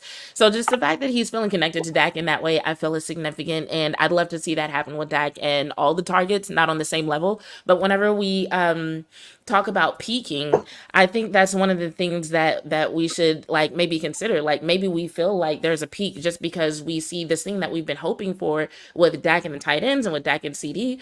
But like there are other people who can also step up. And I guess I say that to say like, I don't know. I don't think they're going to like peak and just hit it. I just feel like there's just so many things that they can get right and keep working towards. I just feel like we're just going to keep seeing things get better and better for this team. Yeah, and real quick too, to that point, as far as the tight ends in general, this is still a young room. Like, and people forget that you don't have the veteran in Dalton Schultz anymore, and there was going to be growing pains in losing that veteran presence in that room. And if that was the first, 8 weeks of the season with the drops and all of that, don't think that those guys aren't working on that. Like, don't think that they're just sitting there complacent, happy that those balls were dropped in very key moments of the game. Like, and I think that's what kind of frustrates me a little bit on Twitter sometimes is people don't see these guys in the locker room and how pissed they are after they come off of a game like that. And furthermore, Dak Prescott is taking time out of his schedule to go sit in the tight end meetings to make sure that everything is connecting for everybody. Like, and again, we talk about this national narrative that surrounds Dak Prescott. The people that never step foot in that building don't understand the things that he does and takes time out of his day to make sure that connection is established with his guys. So a guy like Jake Ferguson had a couple of key drops. Look, Dak's like, let's fix it. Let's figure it out. Let me help you. Like, and that, I think that's why it drives me so crazy to see just the narratives that surround these guys sometimes, because they truly, truly are not real. They're not real narratives. Dak Prescott does nothing but try to better his teammates before himself sometimes, to where it's just almost insane that this guy can get so much hate. And then you have your tight end room. And they literally say that. They lie. Insane. It drives me freaking crazy. And Iisha knows this because we talk about it all the time. And the thing about the tight end room is, yes, they're young. Yes, there's going to be growing pains. So it doesn't make them any less of a threat. And so I can't wait. We're talking about peaking and gradually growing. I can't wait till this group is at the end of this season and everyone looks back and is like, oh, remember when we thought that they weren't going to be a big threat as a group? No one's going to admit that out loud, but like, I see who you are online. Like, listen. Let me tell you something. Jess just said in the nice terms that she got receipts, y'all. Respectfully. I'm ready to go with my screenshots, girl. I'm a Virgo. That means I'm real petty up in here. A Virgo. Watch it, y'all. Watch it. They are. Let me tell you something about these Virgos, man. They calculated as hell. Watch out for them. They keep it all. They remember. Oh my God. They remember. Oh God. She just stressed me out. She just stressed me out. Jazz shares that sentiment. She hates the fake narratives around Dak Prescott because it's like, bruh, if you could hand build a quarterback, as far as, granted, he's not a perfect quarterback, but I'm just like, all the things that you ask for a quarterback, yep, he possesses, especially integrity and leadership, like all this stuff. And people really will fix their mouths to be like, people in that locker room don't respect him. No, my last YouTube video, I went off on Stephen A. Smith about that because, like, when was the last time Stephen A. Smith was in anybody's locker room, much less the Dallas Cowboys? But he's one of the main people who tries to question whether or not Dak Prescott has leadership skills, whether he has heart, like, and literally tries to say the guys in that locker room don't believe in him. And I'm just like, where the hell are you getting that from? And so it's like, not only do we see these characteristics in him, but we literally hear the players say it. We hear them talk about, not even just in general terms. They talk in general terms and they say, oh, he's a great leader. I'll follow him. I'll believe in him. But they also talk specifically about the things that he does and the effort that he puts in to make the offense work and to keep the team cohesive and to develop the team culture. And so, yeah, the whole narrative, I'll be honest, I don't understand where it comes from. It's so easy to just be like, okay, they don't like Dak Prescott, they have a problem with the Cowboys, but I'm just like, even that just sounds too ridiculous to believe that that's it. I don't know what it is, but they need to cut it out. I'm glad more people are calling them out. I'll say that. For sure. Shout out to the new media, because the new media in every realm is putting folks in their place. So really quick, me being putting on my producer hat, we're running out of time a bit here. So I kind of want to just, first of all, definitely re-shout out everybody that has been tuning in with us on YouTube, tuning in on Twitter. Y'all are in the comments, giving me life in these comments. These comments are really, really funny. So we really appreciate you guys tuning into your Dallas Dolls. That's who we are. If y'all anybody else, these are the Dallas Dolls. We may rotate some folks in and out, but this right here, this is your Dallas Dolls. So now that's out, because I was like paying bills. You got to pay bills a little. It's like a commercial break just now. I want to talk about one, and again, I'm on my producer-ish now, so I got to make it. We gotta. Yeah, Jess and Iisha and Jazz. Yeah. As on one player, obviously we only talking about our boys here. Tell me one player that you expect to have a breakout game in 30 seconds or less. Not a breakout game, but you expect to have a big game in 30 seconds or less. Eeny, meeny, miny, mo, catch a sacrifice. Jess. Michael Gallup. Period. Ooh. Michael Gallup. You think Mike coming back? I am sick of the narrative about Michael Gallup that simply is just not true. Look, here's the thing. The ball distribution has been all over the place when it comes to the Cowboys offense. You don't truly know what it looks like up until this point. And look, here's the thing. When you have other weapons that you can put in and out, everybody's ball distribution is going to be messed with a little bit. But again, Michael Gallup, do not sleep on the guy. He is absolutely still Michael Gallup. And it is one of those things that drives me nuts to see, because you want to talk about, again, a guy with a narrative behind him that just does not deserve it. He really is such a locker room guy. Those guys are vying around him. Dak Prescott, CeeDee Lamb, I asked both of them specifically about MG, and they're like, the best is yet to come from MG. Who am I to not believe CeeDee and Dak Prescott saying that? MG. I'm going MG. He's going to have a good game. I love that, Jess, because while everybody is so focused on your Brandon Cooks, on your CeeDee Lamb, on your Ferguson, it would not surprise me if this is a game where MG do go off, because y'all sleeping. You know what I'm saying? So I could very well see that. Tell me, Ish, who you got? 30 seconds or less. Dang it. Yeah, I got you in the hot seat. Yeah. Donovan Wilson he looks like he's starting to get his legs under him, and I don't know if they would switch it off. I don't know how they would do it, but he and or Wanye, I believe, could do some spying things or something. I just feel like there has to be something, and so I'm just looking at them, and I think Donovan Wilson getting his legs under him is going to be huge for this run game and setting the tone and bringing the energy. So I would go Donovan Wilson / Wanye. I know that's cheating, but just let me make it. That's fine. Go ahead, Jazz. Y'all, this cat is crying. We can't hear it. It's fine. I'm trying to decide between two people. Hold on real quick, guys. Y'all ain't see me muting myself a couple times. Like I had to cover my mouth and be like, Cody! He just wants my cat, man. These cats are insane, bro. Like it's crazy. My bad. Go ahead, Jazz. Go ahead. I'm trying to decide between two people, and I'm gonna go with Kevontae Turpin. I think we've seen some flashes from him in different phases of the ball. And I just think if they find the right ways to use him, he can really do some special things that'll make him stand out during this game.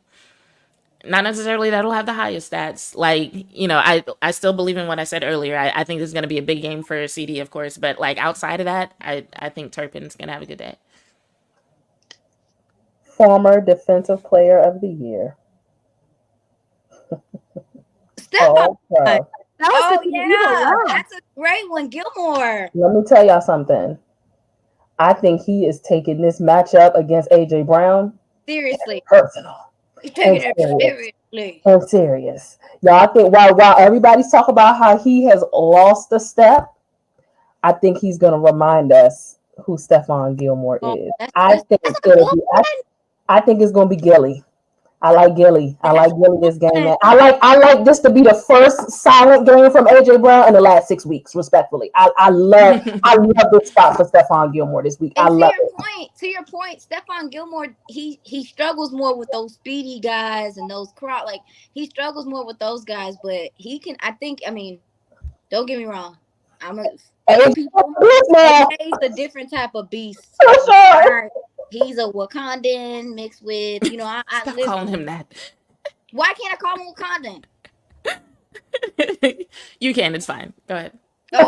Well, if he's not that, then he's like an X-Men or something. He's special.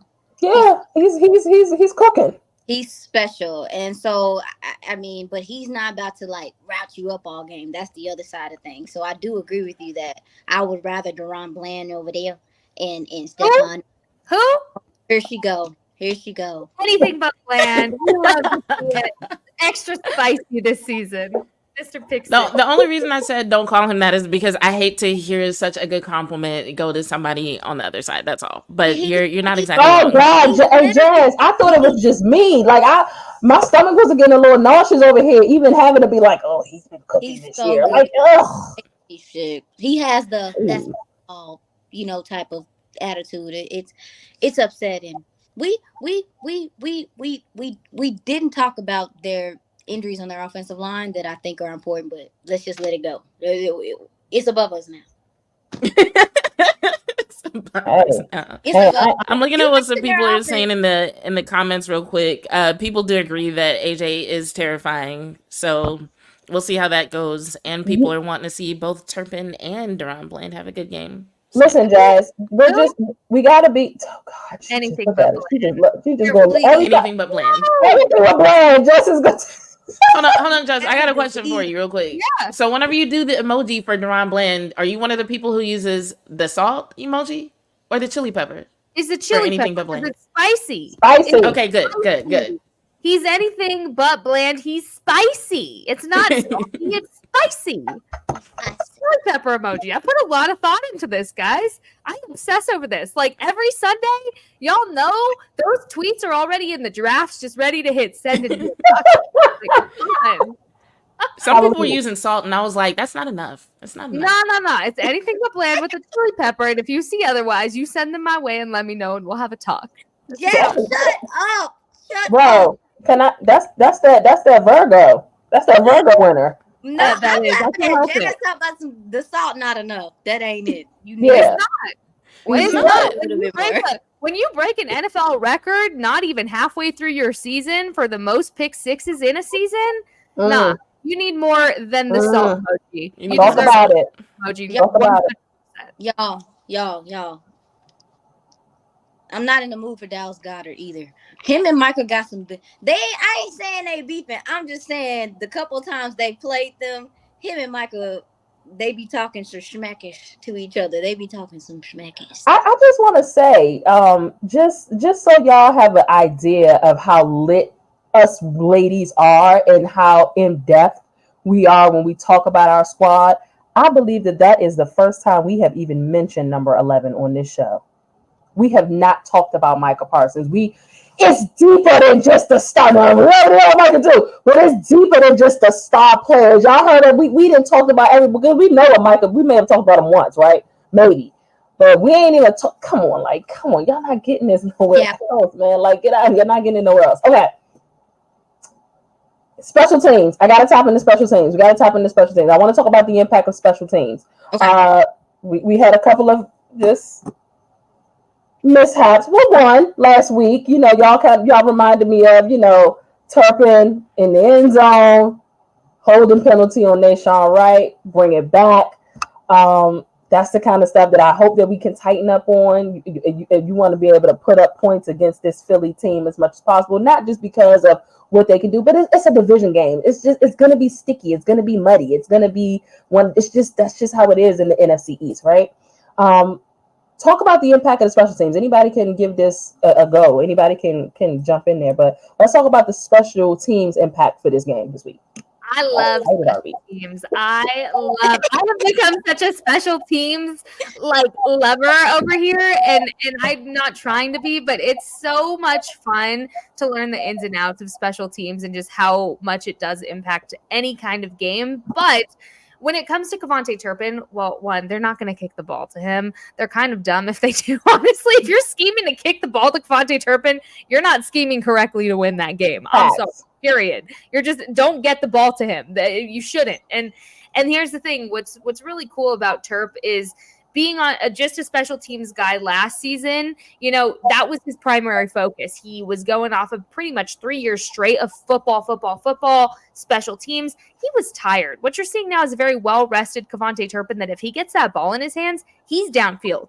He's down the field. You're not going to catch him. He's healthy. He feels good. He's ready to go. And he has this different kind of focus. I talked to him this week about it, and I talked about it on Girls Talk, Boys Talk. He has this different kind of focus to him because he said it's very different when you're locked in on only special teams, but you're also locked in on the offense. He said getting more of that playing time kind of has helped him relax a little bit and not feel like he has to chase these big plays when he's returning the ball. So, look, you're seeing a very, very amazing second-year jump from a guy like KaVontae Turpin. But overall, Bryan Anger, can we please give the man some love? Oh, my goodness. Man does not get enough love, and he should, because you want to talk about field position, how important it's going to be from a guy like Bryan Anger. You keep it all the way back. You keep it all the way back. In Cowboys Nation, you guys are so lucky to have a guy like Bryan Anger where you don't even have to worry about how far back that ball is going to go. You just expect it to go far back in the field because it's Bryan Anger. So Trent Seg, another guy, and then, of course, Brandon Aubrey, Butter Aubrey. I was about to say, call that man Money B. Here's the thing. Appreciate everything he's done. I want to see as least amount of him as possible during this game. Yeah, I don't want to see Brandon Aubrey at work. Unless it's for an extra point, I don't want to see it. I don't want to see it. Keep him away. Keep your Butter Aubrey safe and protected. It's a long season. He's already put in a lot of work. Let the offense or defense, or KaVontae Turpin, if he's taken all the way back, take one to the house. But don't rely on Brandon Aubrey to get you the points in this game. It's not going to win it. I love that. Call that man Money B. We calling that man Money B. That's his name. Go ahead, Jay. I don't think I've ever heard anybody speak so passionately about special teams. That was awesome. I love special teams. I love special teams, guys. I'm just going to say I agree with everything that you just said, so as not to repeat it. The only thing I'm going to add is what's interesting about special teams is that you don't really get to see a lot of them in terms of what they've been working on, because it's like they don't have multiple plays in a drive to like show what they can do. It's just like you get that one kick, that one punt, that one kickoff, whatever. But I think we don't talk enough about how Fossil prepares for these games. He really does look into what the other side is doing.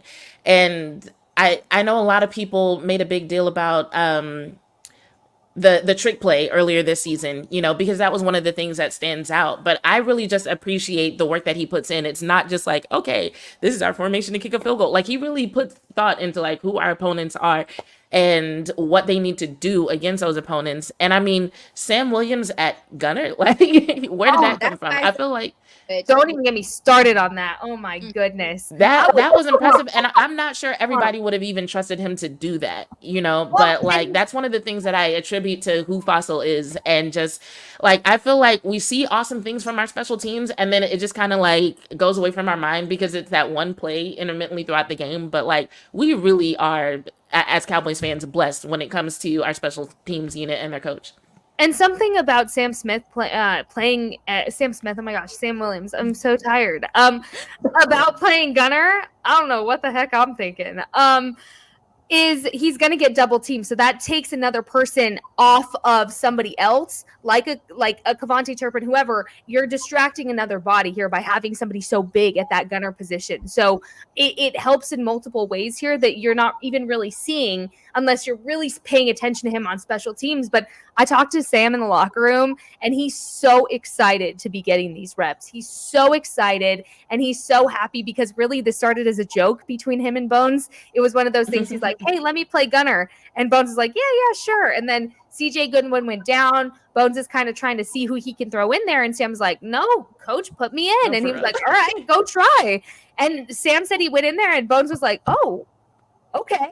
And so no, Sam, I was like, what's your message to like anybody that has to defend you? He said, they better double team me. And I said, I love that. With it. So you're seeing this new light kind of ignite in Sam, which is just really, really exciting for him.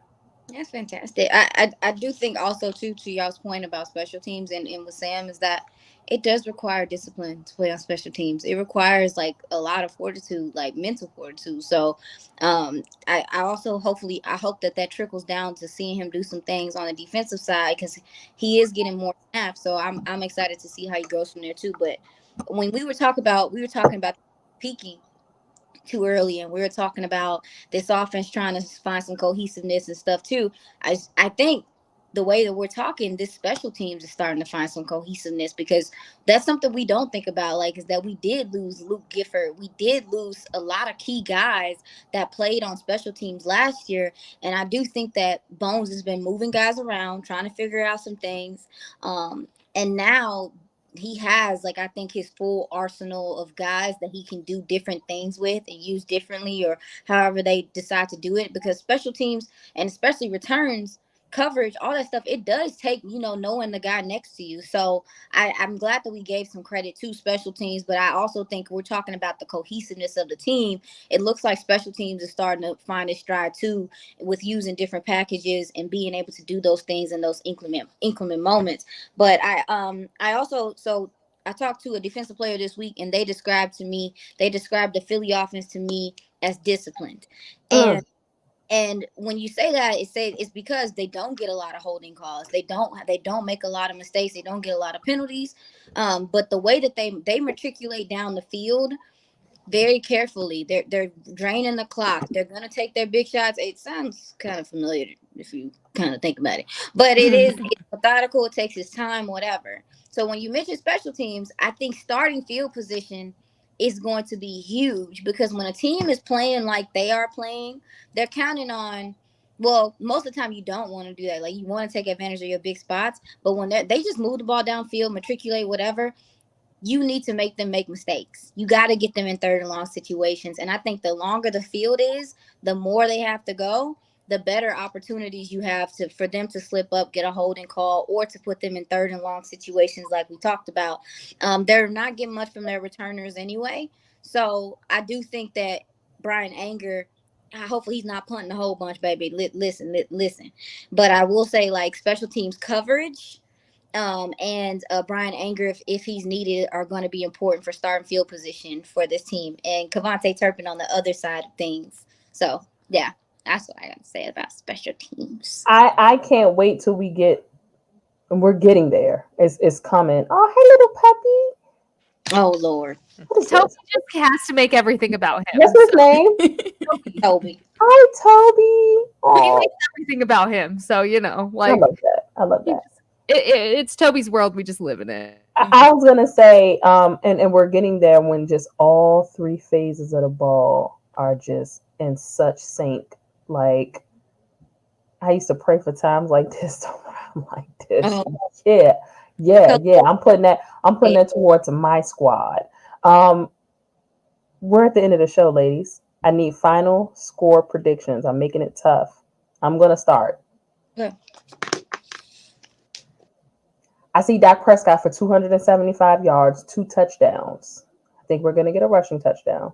Or two. Yeah, I think we're gonna get a rushing touchdown. Okay. And actually, I think we are gonna see Brandon Aubrey twice. I know y'all don't want to, but listen. I'm so happy we have a kicker. We've been praying for a kicker for like the last 2 or 3 years. I'm happy we have a kicker. I'm seeing something along the line of 27-20, and I know that's low scoring for folks. I see folks in the chat kind of got. I'm saying 27-20 Cowboys because I am big on it's still a divisional game. I'm big on it. I'm still big on both teams are going to play each other tough. Listen, it's not they did not win either game against the Eagles, but it wasn't a shock to me that the Commanders played as well as they played against the Eagles. It's a division game. Like this is what our division does, except the Giants. Outside of the Giants, no, yeah, I know, I feel you, but it's a division game. I'm going 27-20 Cowboys. I'm going to go 27-30, Cowboys on top. And as much as I don't want to see Brandon Aubrey, I think you just kind of should expect it at some point, especially with this game. This is going to be a game that both kickers need to be very warmed up and very ready to go. So I'm going to say 27-30 Cowboys. They still got Jake Elliott on that side for the kicker, right? Jake Elliott? He's good. Yeah. Oh, yeah. He's been good from the jump. He's been so good from his first damn kick. Jazz, Ish. Go ahead, Jazzy. I hate score predictions. So I was hoping that somebody said, I hate she know I do too. That's why I put it. I thought it was both of y'all. Didn't work. Y'all wrote that, Ash. I'm happy I did it. So I'm going to say this. I'm going to preface it with a disclaimer that my score predictions are usually just some wild shit that I hope for. Okay. I'd like to see our defense consider holding teams to less than, or continue, I should say, holding teams to less than what they normally score. So I'm going to say 42-18. Yeah. I love y'all's faces. This is why I make predictions. Like it's not a real prediction, y'all. I don't do predictions. If they no, it's not nothing. I'm not gonna laugh at it because, quite honestly, if the Cowboys' offensive line can hold, baby, I mean, and again, they could just change up things and then magically be a good secondary. But Sam Howell putting up 31 is crazy. So I'm going 31-24 Cowboys. I do think Philly hasn't scored. I think holding them to 24 is fair. And I still think that is like a good showing from your defense because their offense their offense does have scores or whatever. So I'm going 31-24. And I hope my blood pressure is not too high. I think we're going to get a defensive touchdown this game, too. I was going to say, it's so funny, Jazz, when you said your score prediction, it had to replay in my mind. I'm like, all right, she said it's just some wild shit she would want to happen. That's what I was thinking. I'm like, okay, so it's cool. But I was still like, whoa. You know, I think we're going to get a defensive touchdown. Shout out to Jazz calling the 40 burger, man. If they ate. Yeah, it tastes even better when it's against the Eagles. Ooh. Yeah, we haven't talked about, JalenHurts' issues. So I think we'll get that defensive touchdown. I think we'll get a rushing touchdown from Dak. I think we'll get a couple of touchdowns through the air. So, no, yeah, you're right. I think to Jazz's point, I do think that we may see a fumble or two or something. I mean, like he does lead the league in turnovers as a quarterback, by the way. Yeah. And he is, and again, Mike McCarthy has said that that's where most of the turnovers are coming from in the NFL now. It's not ints and stuff. It is fumbles by the quarterback. So I'm really looking at like how well this pass. We didn't give him a whole bunch of love because we just know that they gonna get after it. The pass rush, but DeMarcus Lawrence, those guys, like that's a battle too. Lane Johnson and D-Law. Ooh, you right. Take the glove. The gloves are on, man. The gloves are on. And Jazz, did you mention the defensive touchdown? Yeah, I do think we're gonna get a defensive touchdown. Who? Is it Jess Boy? He going for another one? I mean that's who we've been seeing. I think he's gonna keep that streak going. Yo, that would be crazy. Why? Because he's what? Because he's anything but bland. Yeah. No, I mean, it's just like the more that I watch him and the more that I see like the kind of things that he's doing that lead to the interceptions that he's getting, I just feel like if we're in a situation where we're facing someone who is already prone to do that this season for whatever reason, whether it's he's learning a new style of quarterbacking, new offense, whatever, it's happening. I feel like it's gonna happen again. I just want to correct Jew height 44, Jew height 44 in the Jew, whatever. Sorry. Hey, man, lady. He's had 0.5 sacks against the Eagles, okay? He's had a half a sack. He ain't had half a sack. It's 0.5 now. No, that's a big deal, though. That's a big deal, though. If y'all don't know, like, Micah is really in a place of trying to, show what he can do. And again, for sure, teams and stuff like that. But he has been key in some of these pivotal moments. His pressures and what he's doing and the attention he's drawn is far more valuable. If you're a Philly fan, go look at if anybody is triple teaming Hassan Reddick. So I just feel like Micah also too, he's definitely, I'm looking for him this game because Philly's one of the only teams that has been able to keep him at bay, which is difficult to do. One, Micah said at the beginning of the season that he's off the sack wave, he's on the impact wave. And I feel like he's definitely been doing that this season. Both him and D-Law, when it comes to stats and when it comes to things that like really get fans' attention, right? They're both really unsung heroes. Like if you take away the impact that they have on the defense, we'd be looking at a completely different Cowboys defense. So regardless of the numbers, how many sacks, whatever, like they're doing their thing, both of them. Also, there's the fact that some of the things that tripped up Micah in the past that prevented him from getting sacks, one, I don't think they're going to perform as well at, especially when it comes to the RPO, because of JalenHurts limitations. I don't care what anybody says.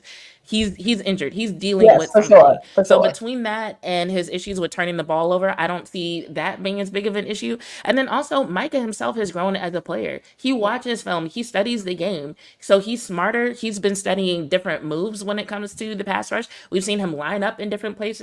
So, yeah, I think his impact is going to be different in this game than what we've seen with him in the past against the Eagles. So I'm not worried. He's going to do his thing. I love that. Ladies, we've done our first round table with the Dallas Dogs. I had that applause queued up. Yeah, we really, really hope that you guys enjoyed this show. I do want to get just quick little final thoughts, 10 seconds or less. Y'all know I love it seconds or less. Y'all gonna learn it about me at seconds or less. Feel in control. 10 seconds or less. Your final thoughts on this game. Iisha. Oh, it's real simple. Line of scrimmage, win the game. On both sides. Jess. Win this game so you don't have to worry about it later on when it comes to playoff seeding. Then the house on a bye, miserable. I think Dak Prescott is going to prove just how good he is at manipulating defenses. All right. We did it. I'm excited. Thank y'all so much for tuning in. You guys see the @ names at the bottom of the screen. Follow each of these incredible ladies. They know their Cowboys ball. It ain't no ball in general, bro. Like it's not just, boxed in with the Cowboys. These ladies know ball. We appreciate y'all for tapping in. This is not going to be the last time that y'all see the Dallas Dogs. We're going to run this back very, very soon. My 10 seconds or less for this before we go ahead and wrap. Yeah! Here you go! That's what I got for y'all. We appreciate y'all for tapping in. We are out. All right, I don't have an outro, so I'm going to just play the intro again and then end it. Good night, y'all. Good night, guys.